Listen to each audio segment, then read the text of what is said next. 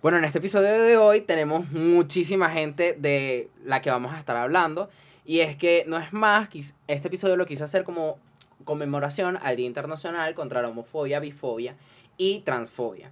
Que precisamente es un día en el que conmemoramos todas esas violencias que sufre la comunidad LGBT y se hacen los esfuerzos año tras año para hacer políticas públicas y para concientizar sobre todas las consecuencias que tienen estas violencias sobre la vida diaria de la comunidad, ¿no? Y que también al final afecta el tejido social.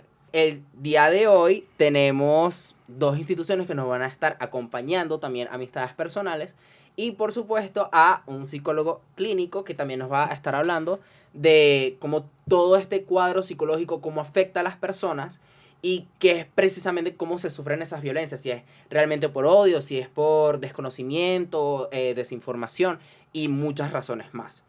Así que, bueno, también hablar de violencia es muy complicado. Hay muchísimas aristas y cuando las víctimas son de la comunidad tenemos que tomar en cuenta otros agravantes.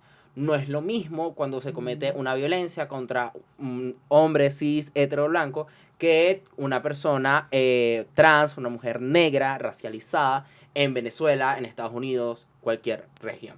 Los agravantes son diferentes, las causas son diferentes y también el impacto que eso tiene, porque siempre nos quedamos, ay, mataron a tal persona o esta persona fue discriminada porque la sacaron de tal local, pero no vemos las consecuencias, el impacto que tiene más allá de eso. Entonces, bueno, quiero hablar de toda esa realidad y humanizar, por supuesto, las voces y las violencias de todas estas personas. Porque los números no son solo números, también tienen caras. Así que, bueno, hoy quisiera presentarles a Jeffrey, quien viene por parte del Observatorio Venezolano de Violencia LGBTQI+, a Selene, que viene de parte de País Narrado, y a Jorge, nuestro psicólogo clínico. Así que, bueno, quisiera que se presentaran ante la audiencia, dijeran un poco de su trabajo y, bueno, lo que vamos a hablar aquí hoy. Bien, en primer lugar, el observatorio es una iniciativa que surge por la necesidad justamente de visibilizar, de documentar y de informar con respecto a los hechos de violencia que atañen hacia las personas LGBTIQ+, pero también para justamente humanizar y para tratar de contextualizar un poco más la dinámica de violencia, o sea, cómo son los patrones, cómo son los agresores, cómo son las agresiones que vivimos nosotros las personas LGBTIQ+, dentro de cualquier contexto relacionado con violencia, y también para comparar, importante también, el trabajo que se ha hecho previamente con el que se está haciendo actualmente con el observatorio. Nosotros también tenemos un trabajo importante con respecto a la documentación de años anteriores, justamente para analizar en qué ha cambiado los patrones de violencia, que no han cambiado mucho que se diga, pero es más o menos el trabajo que venimos haciendo, aparte de ofrecer acompañamiento legal y psicológico a las víctimas de hechos de violencia. Ok, muy bien. Bueno, Selene. Bueno, yo vengo de parte del grupo de País Narrado y bueno, esta iniciativa se encarga más que todo de visibilizar lo que son los derechos Perdón, me puse un poquito nerviosa. No importa. Fíjense que nace también a raíz de que en Venezuela no hay referentes con respecto a la comunidad.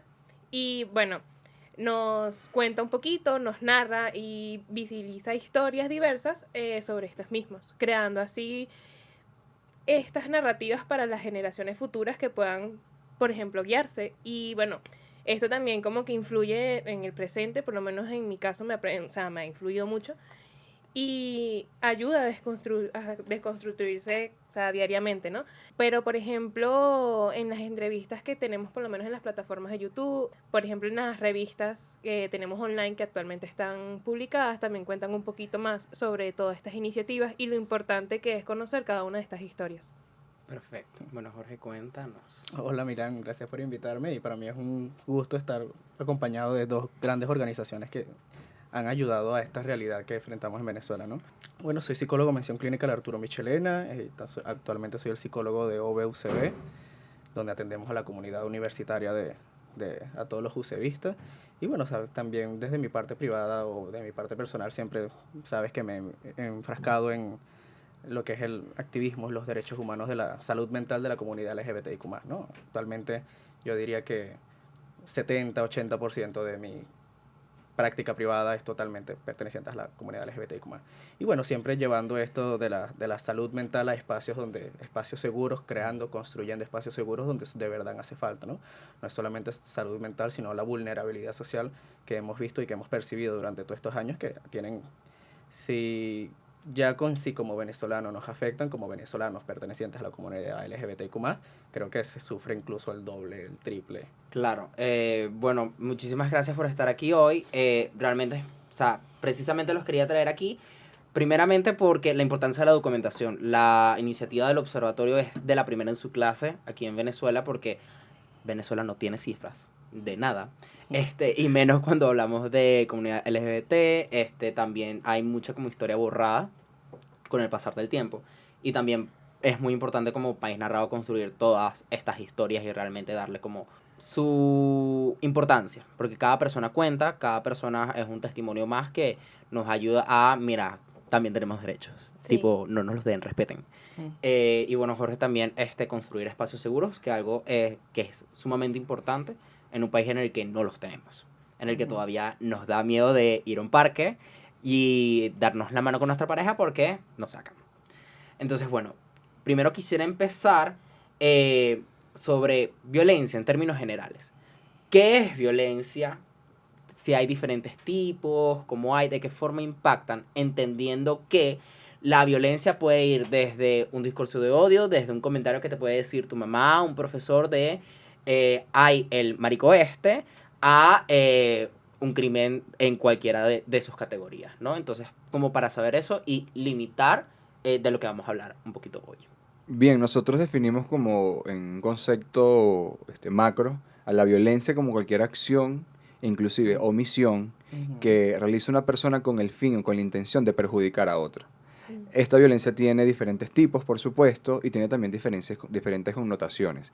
Pero el observatorio exclusivamente, digamos que se enfoca en las violencias que tienen por objeto la discriminación, o que el motivo por el cual se realiza el hecho de violencia es discriminación o prejuicio, que es un poco diferenciado del tema del odio, porque el tema del odio creo que puede ser un poco descontextualizado, podría decirse, que a veces no aplica en un sentido amplio a un hecho de violencia en particular. Así que utilizamos el prejuicio como, digamos que este indicador, debido a que esto conlleva, por decirlo de alguna forma, diferentes percepciones, tanto positivas como negativas, que pueden involucrar a una persona en un hecho de violencia y esto en un círculo de violencia que, dependiendo de su caso, pues puede tener algunas herramientas para poder salir de esto, ¿no? Y como tú dices, hay diferentes tipos en el sentido de que nosotros tenemos diferentes categorías, tenemos unas de incidentes de odio, tenemos una de crímenes de odio y tenemos una que la estamos construyendo que abarca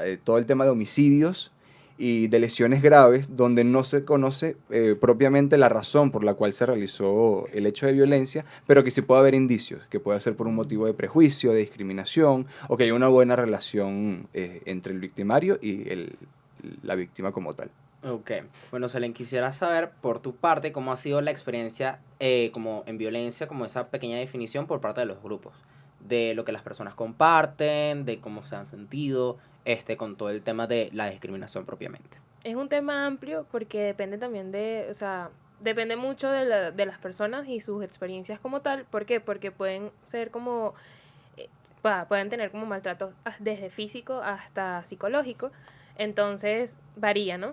Y algo que por lo menos se nota es lo importante que ha creado estos grupos, porque te ofrecen como un lugar seguro en el que no necesariamente vas a ir como, sí, voy a ir al psicólogo y voy a hablar por horas, a ver qué tal, a ver si logro salir adelante. No digo que no sea importante, pero a veces yo no quiero hablar con un psicólogo, por ejemplo, hablando desde mi perspectiva.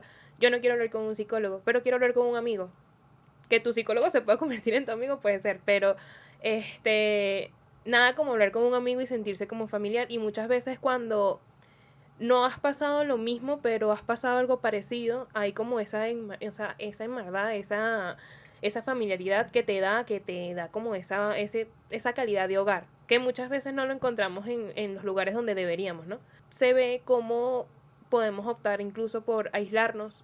Conozco muchos que se han aislado, conozco muchos que o sea, se convierten en el victimario. Ya no son víctimas, sino que se convierten en el victimario, o sea, se ponen ya mucho más agresivas, es algo que también he notado.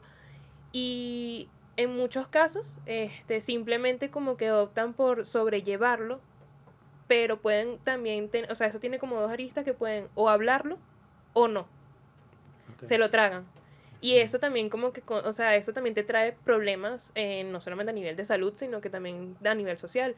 Y eso, pues, de alguna manera es un problema, ¿no? Pero te das cuenta de que así sea, por ejemplo, algo que nosotros, o sea, nosotros tomamos como chalequeo, por ejemplo, acá en Venezuela, ¿no? Que en otros países sería como bullying o bromas. Algo tan mínimo que incluso puede como afectarte de maneras enormes. Y la gente a veces no se da cuenta. Y a veces eso también es un indicio de odio, de discriminación, de alguna manera. Y lamentablemente en Venezuela muchos de esos aspectos y muchas de las cosas que a veces usamos está normalizado, incluso entre nosotros mismos. O sea, lo hablo incluso desde mi, desde mi persona, que yo tenía muchas cosas normalizadas de que, ay, es chalequeo.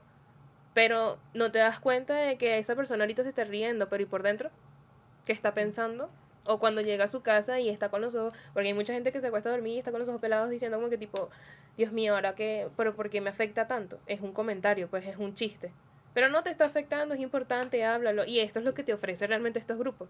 De que no estás loco. Claro. De que no estás como que, o sea, no estás en ese aspecto de que... Porque no estás solo. Exacto, no estás solo o no estás exagerando. Muchas veces Te sientes acompañado. exacto, que tú crees que estás exagerando y no. Hay otra persona que también piensa exactamente lo mismo. No, y creo que más que piensa que puede en ese momento compartir Ajá. justamente el mismo hecho de violencia o algo bastante similar. O Porque sea, es nosotros- eso, no estás solo. Porque no solamente nos ayuda a la identificación, sino a la empatía, ¿no? El hecho de que Exacto. estar con Sí. un grupo de personas en las que todos hemos pasado por experiencias similares o parecidas, y es como que, wow, hay más gente a mi alrededor que también está pasando eso, y eso ayuda a disminuir, bueno, desde el punto de vista psicológico, el sentimiento de soledad y de que, bueno, seré yo el que Dios se olvidó de mí, por ejemplo, y yo tengo que pagar todas las penurias de este mundo. No, hay gente que también lamentablemente vive lo mismo que vivo yo.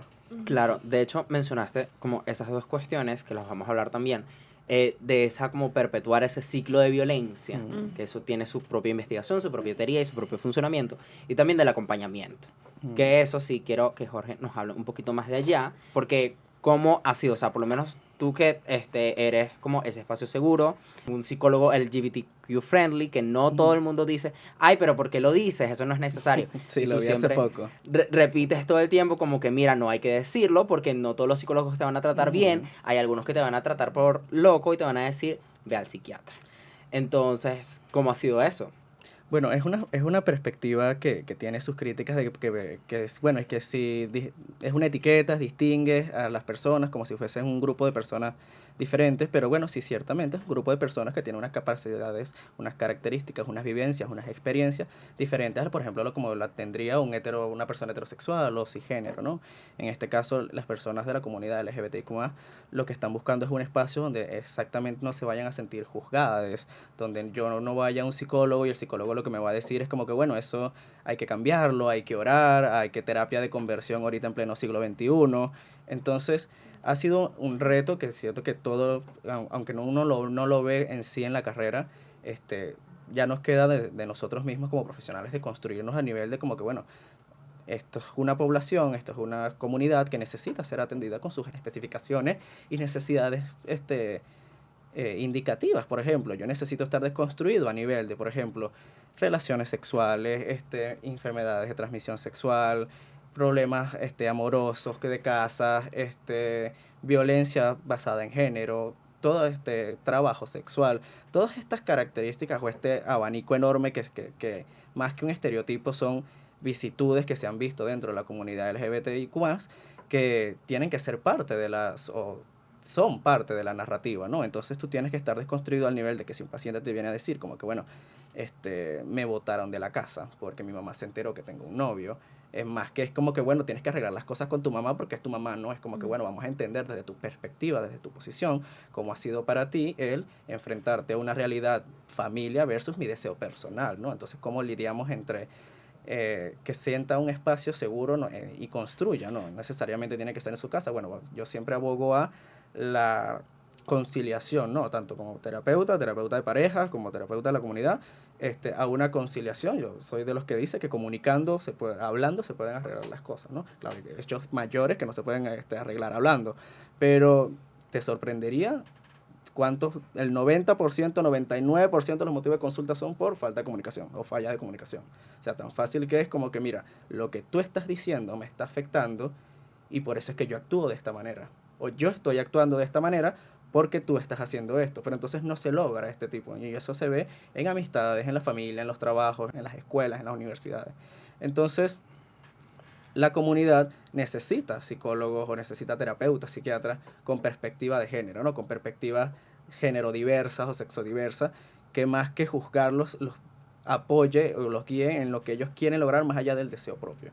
Por ejemplo, justamente hace poco estaba comentando con unos colegas que todavía tenemos psiquiatras tratándola a los transexuales, a las personas trans, como si fuese una enfermedad mental, cuando la Organización Mundial de la Salud lo quitó de los manuales en el 2018. Que tenemos personas todavía hablando de la homosexualidad como una enfermedad cuando eso está desde el DSM-3. Ya vamos al 5R, o sea, hace unos cuantos años, ¿no? Más de 10, 12 años. Entonces es como que, aunque sea la gente tiene la perspectiva de que somos profesionales desconstruidos, porque somos los que ayudamos a la salud mental, te sorprendería cuántas personas no están lo suficientemente preparadas como para presentarse a este tipo de situaciones. Y no todos tienen que hacerlo, estamos claros, porque hay gente como que, bueno, por ejemplo, esta mañana estaba en un conversatorio una psicóloga muy reconocida, que ella dice, ella ha atendido personas de la comunidad, pero ella dijo, yo nunca atendí a una persona trans. Nunca ha tenido esa experiencia, que es una muy hermosa experiencia, por cierto. El llevar un proceso, el acompañar a una persona trans desde que a encontrar el deseo, a llegar a la transición, de verdad que creo que es uno de los procesos que más me han marcado a mí como profesional.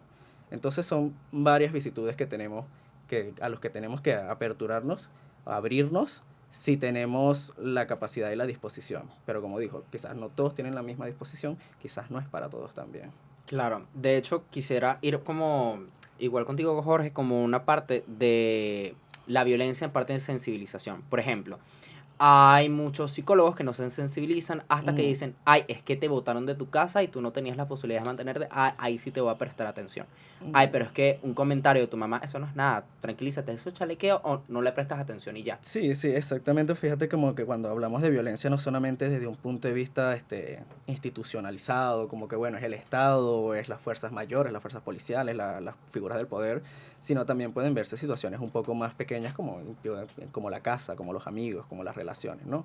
Estas pequeñas muestras de violencia exactamente que desde el punto de vista de que, por ejemplo, si tus padres no te aceptan, comentarios, el rechazo, el maltrato, simplemente por tener una identidad de género, una orientación sexual diferente, ya igual eso te cuenta como violencia. Entonces tienes a una persona que desde su núcleo familiar, que debería ser primordial, que debería ser el que lo constituye, los factores de su personalidad, viene acarreando todos estos aspectos negativos que van a influir en su personalidad, ¿no? Entonces tienes una persona que está muy imbuida en una vivencia violenta, entonces la respuesta varía, puede ser violento también, o puede ser simplemente tomar una posición sumisa ante la violencia, entonces lo ves en relaciones que denominan tóxicas, donde, bueno, dejas que la otra persona te maltrate porque, bueno, vienes ya con antecedentes de ser maltratado o ser víctima de violencia en tus espacios personales, ¿no? La violencia se puede ver desde aspectos pequeños, incluso si un compañero de la universidad se empieza a meter contigo simplemente porque tienes una expresión de género femenina, ya eso es un acto de violencia. Eso es un acto de violencia que está ocurriendo en un lugar donde no deberían, las universidades no deberían ser espacios para que se piensen este tipo de violencia y de discriminación. Ok, quisiera ver cómo han visto los impactos, entendiendo que las violencias no se quedan estáticas, sino que eso tiene un más allá. Por ejemplo, cuando hablamos de violencias cometidas por grupos grandes, el Estado mencionaste que hay una parte por omisión. Eso también es un impacto. Que mira, no se tipifica si la discriminación se puede tratar de alguna forma, si eso se puede llevar a autoridades, si hay algún tipo de sanción por eso. Eso es algún tipo de impacto. O cómo se manejan los impactos a un nivel más individual o íntimo. O más institucional. Puede ser en el espacio de la universidad, por ejemplo, que ahora se está trabajando un protocolo en la universidad precisamente como para tratar esos impactos, o que en tu mismo grupo familiar exista como esas discriminaciones de, bueno, para la cena de Navidad no estás para evitar problemas con la familia. Entonces es como que ver qué pasa más allá del comentario, del abuso, del empujón. Los efectos que puede tener los hechos de violencia son, mira, creo que tan diversos como los mismos hechos de violencia en sí. Incluso, según el mismo informe que nosotros publicamos, se expresa de que un hecho de violencia puede tener diversas consecuencias, que va desde o sea, si son agresiones físicas, más allá de lo físico, puede tener también connotaciones de psicológicas, puede tener connotaciones sociales, que es una persona que por el hecho de violencia decide aislarse por un periodo determinado de tiempo. Así que un hecho puede desencadenar una serie, ¿no?, de consecuencias que va a vivir esta persona. Y justamente el tema de cómo afrontar estas consecuencias va de la mano con el apoyo que tenemos en el momento. Nosotros también tenemos una guía de denuncia que te establece justamente como qué parámetros tomar en cuenta y qué puedes hacer con lo que tienes al momento de ser víctima de un hecho de discriminación. Eso va desde, como lo dice mi compañera acá, hablar a un amigo para tener una perspectiva aparte de la tuya, porque capaz que cuando estás pasando por un hecho de violencia, tu mente no procesa muy bien toda la información en lo que está pasando alrededor, así que siempre acudir a una persona que pueda escucharte inicialmente para darte otro punto de vista es sumamente valioso, junto con estar con alguien que te haga sentir seguro, en un espacio seguro, porque muchas veces, y es algo que ocurre mucho en las personas LGBTIQ+, que estamos conviviendo con agresores. Porque normalizamos mucho la violencia, o sea, nuestras familias son agresoras, nuestros compañeros de trabajo son agresores, nuestros compañeros en otros espacios también son agresores, y el chalequeo y justamente esas microagresiones se convierten en parte de nuestra cotidianidad y las volvemos, o sea, nos volvemos inmunes a eso y también de esa misma forma no tomamos acciones al respecto. A nivel institucional, nosotros no tenemos leyes que tipifiquen los crímenes de odio. Tenemos la ley contra el odio, que esa ley nosotros no la apoyamos porque en principio es ser inconstitucional, no cumple con parámetros internacionales de derechos humanos, así que a nivel macro no tenemos protección. A nivel micro tenemos algunas ordenanzas que nos dan ciertas garantías para poder acceder al momento de ser víctimas de violencia, pero son solamente en espacios muy limitados. Entonces tenemos como que aterrizar mucho más el tema de cómo respondemos ante esos hechos de violencia y cómo canalizamos de una manera mucho más organizada la respuesta a estas violencias, porque como lo mencionamos anteriormente, dependiendo de los espacios pueden haber acciones diferentes. En la universidad hay una vía, ¿no?, por la cual acudir al momento de ser víctima de discriminación o víctima de un hecho de violencia. Entonces, este tipo de protocolos, este tipo de vías tienen que especificarse en cualquier espacio, en los espacios públicos, en los espacios comerciales, en los espacios donde nosotros hacemos vida. El espacio público para las personas LGBTIQ+ es extremadamente peligroso. No solamente el espacio público físico, sino el espacio público comunicacional. Las redes sociales están plagadas de comentarios violentos hacia nosotros, de cuestionamientos hacia nuestras identidades y nuestras orientaciones, que es algo que no debería ser el pan de cada día discutir en redes sociales, pero está ahí y lo vemos, y eso nos afecta. Las palabras de verdad nos afectan, o sea, tenemos que reconocer eso, Claro.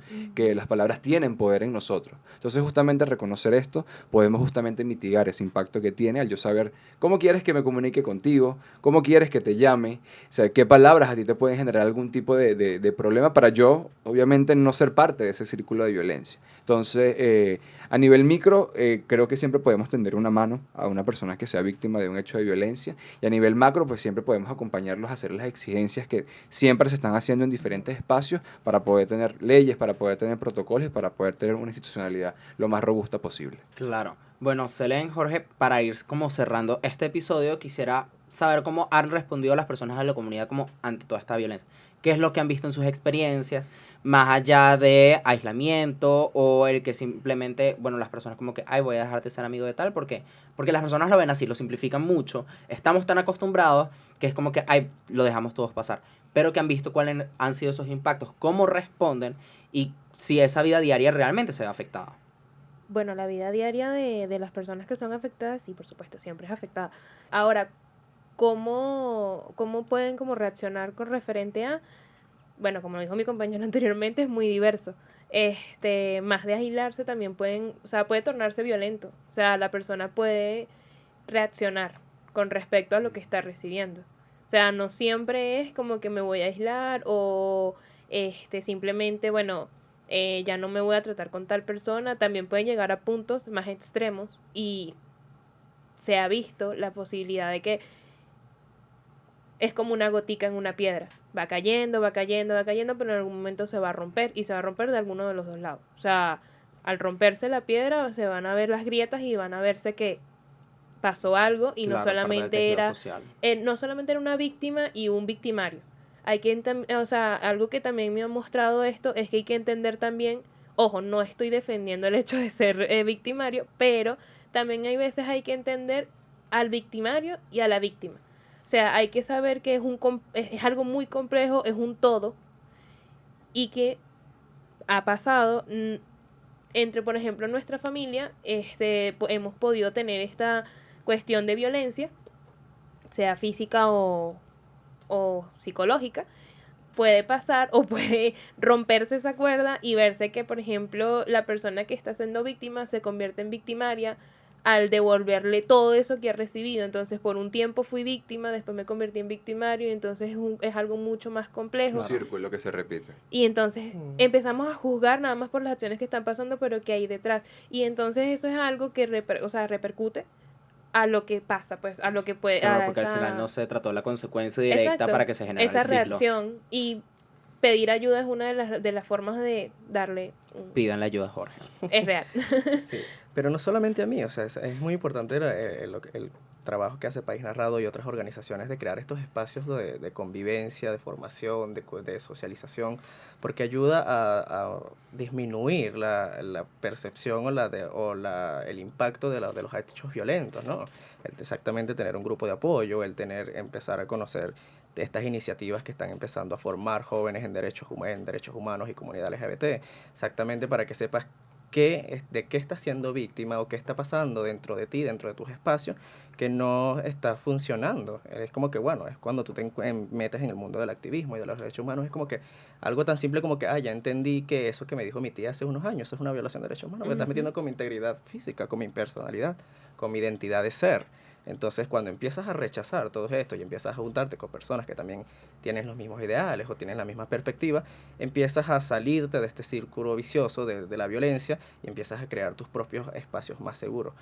Para concluir, sería motivar o incentivar a que se sigan creando espacios seguros, que se sigan estas iniciativas, no solamente a nivel de Caracas, a nivel de Distrito Capital, sino que sería espectacular que saliesen a los otros estados del país donde pudiésemos crear una red de apoyo, dar a la comunidad LGBTIQ+, un poco más grande, ¿no? Un poco de que de verdad se sienta que somos una comunidad más allá de Caracas. Claro, es parte de restaurar el tejido social. Realmente construir esas relaciones y que vaya en pro a algo. Bueno, me encantó tenerlos hoy. De verdad que muchísimas gracias. Y a todos los que están escuchando este podcast, viendo el podcast, como sea, pueden revisar el boletín informativo del observatorio en su página web, que se las estaré dejando en la descripción del episodio. También les invito, si pueden ir a los grupos de País Narrado, les pueden pedir ayuda. Son 2 organizaciones a las que realmente, si sufren algo, ustedes pueden escribir por Instagram, mandar un correo, acercarse. Realmente es un trabajo social que se hace todos los días. Y con Jorge, bueno, como ya les digo, si son usevistas, pueden acercarse hasta OVE, pedir ayuda, brindar terapia privada, así que se pueden acercar y realmente les va a echar esa mano. Así que bueno, me despido, muchísimas gracias y esperemos que este día no solamente sea para conmemorar cosas feas, sino que realmente se construya un país más diverso, más plural y que realmente vaya a esa igualdad en derechos que buscamos. Así que bueno, muchas gracias. Bye. Gracias a ti. Bye.